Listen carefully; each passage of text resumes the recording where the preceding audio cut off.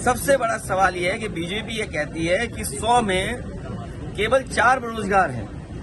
क्या ये मानने को तैयार हैं आप? क्योंकि बीजेपी ये बहस नहीं छेड़ना चाहेगी। बीजेपी का जो आंकड़ा है, जो बजट पास हुआ, उसमें ये कहा कि 100 में से केवल बेरोजगार हैं। इसका मतलब 96% जो नौजवान है उसको नौकरी मिल चुकी है। जो निकाय चुनाव हैं, समाजवादी पार्टी के साथ जो गठबंधन में दल हैं उनके साथ बातचीत कर करके और कोशिश करेगी समाजवादी पार्टी में जो ज्यादा से ज्यादा चुनाव लड़ें। जहां भारतीय जनता पार्टी से मुकाबला करना है, सीधा मुकाबला में समाजवादी पार्टी खड़ी है। और मुझे उम्मीद है कि उत्तर प्रदेश में लगातार भारतीय जनता पार्टी जीती है। और हमें आपको सबको पता है कि प्रधानमंत्री जी ने खुद झाड़ू पकड़ा था और उसके बाद उनके पार्टी के बड़े बड़े नेताओं ने झाड़ू पकड़ा, कई जगह झाड़ू लगाया, बड़े बड़े झाड़ू मारने के लिए एम्बेसडर्स बनाए गए। लेकिन आज सच्चाई ये है कि कूड़ा भरा पड़ा है, नाले भरे पड़े हैं, शहरों में गंदगी है। जब कभी भी डेंगू होता है, डेंगू से अक्सर वहीं डेंगू ज्यादा हुआ है जहां बीजेपी के चेयरमैन थे या बीजेपी के मेयर थे। और जो स्मार्ट सिटी का सपना दिखाया था, आखिरकार स्मार्ट सिटी का रूप क्या होगा, स्वरूप क्या होगा, वो भी आज तक सरकार नहीं बता पाई। तो इसलिए जनता इस अर्बन इलेक्शन में भारतीय जनता पार्टी को सबक सिखाएगी। और हम तो ये कहेंगे कि महंगाई चरम सीमा पर है, बेरोजगारी चरम सीमा पर है, और जो महंगाई हुई है वो भारतीय जनता पार्टी की देन है। भारतीय जनता पार्टी ये नहीं बताना चाहती कि 1 अप्रैल से दवाइयां महंगी हो गई, इलाज महंगा हो गया, लोगों को इलाज नहीं मिल रहा, दवाइयां अस्पताल में नहीं है। ये सवाल बड़ा नहीं है। और जब से महंगाई बढ़ी और खासकर जो दवाई बढ़ी है, महंगाई हुई है, उसका कारण बीजेपी है। जब से बीजेपी की सरकार आई है, कैंसर ज्यादा हो गया, हार्ट अटैक ज्यादा हो गया, लोगों को डायबिटीज ज्यादा हो गई। ये राजनीतिक कारण तो है ही है। और आर्थिक कारण ये भी है कि डिमांड सप्लाई का जो मामला है कि मान लीजिए बाजार में किसी दवाई की कमी पड़ गई, अपने आप बाजार बढ़ा लिया। याद कीजिए कोरोना के समय पर ब्लैक हुई दवाइयां। तो भारतीय जनता पार्टी जब से आई है तब से दवाइयां भी महंगी हो गई और इलाज भी लोगों को नहीं मिल पा रहा है। ये बीजेपी के लोग किसान वाली पार्टी नहीं है। अगर ये किसानों का दल होता है, ये उद्योगपतियों का और बड़े कारोबारियों का दल है।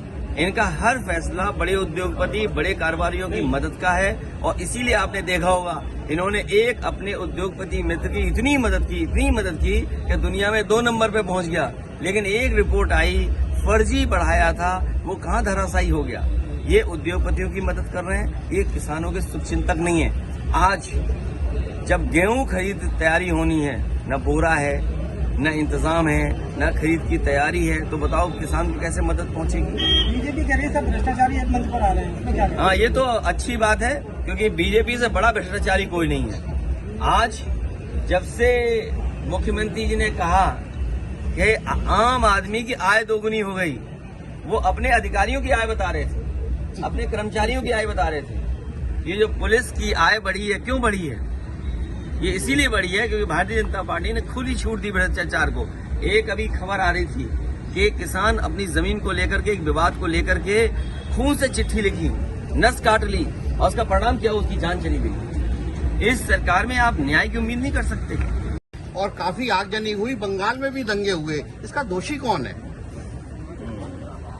दंगों का दोषी जो सरकार है, लेकिन कई जगह डीजे की परमिशन क्या है, सुप्रीम कोर्ट क्या कहता है। इसलिए आम लोगों को भी कहीं न कहीं कानून व्यवस्था के लिए, कानून व्यवस्था कैसे बनी रहे उसके लिए सहयोग करना पड़ेगा। उत्सव हो, आयोजन हो, लेकिन उत्सव आयोजन का मतलब ये नहीं कि हम एक दूसरे के बीच में खाई पैदा कर दें। सबसे बड़ा सवाल ये है कि बीजेपी ये कहती है कि 100 में केवल 4 बेरोजगार हैं।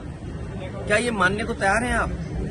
क्योंकि बीजेपी ये बहस नहीं छेड़ना चाहेगी। बीजेपी का जो आंकड़ा है, जो बजट पास हुआ, उसमें ये कहा कि 100 में से केवल बेरोजगार हैं। इसका मतलब 96% जो नौजवान है उसको नौकरी मिल चुकी है। बीजेपी ने ये कहा कि हम $1 ट्रिलियन इकोनॉमी कर देंगे, जबकि उत्तर प्रदेश की जो ग्रोथ रेट है वो न जाने क्या है।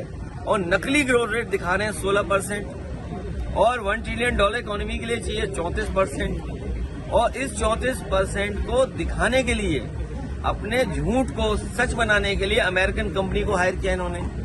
डिलॉयट कंपनी को 200 करोड़ दे रहे हैं कि जो बीजेपी ने झूठ बोल दिया वो सच कैसे हो। ओलावृष्टि में फसल बहुत बर्बाद हुई है, अभी उसको 1 रुपया भी अनुदान सरकार का नहीं मिला है। मैं धन्यवाद देता हूं आपको। आखिरी सवाल में आपकी पत्रकारिता जाग गई। अभी तक तो जो सवाल आप पूछ रहे थे किसी के इशारे पे पूछ रहे थे। मैं इसी बात का इंतजार कर रहा था कि आपके अंदर से सवाल कब निकलेगा, और ये सच्चाई है।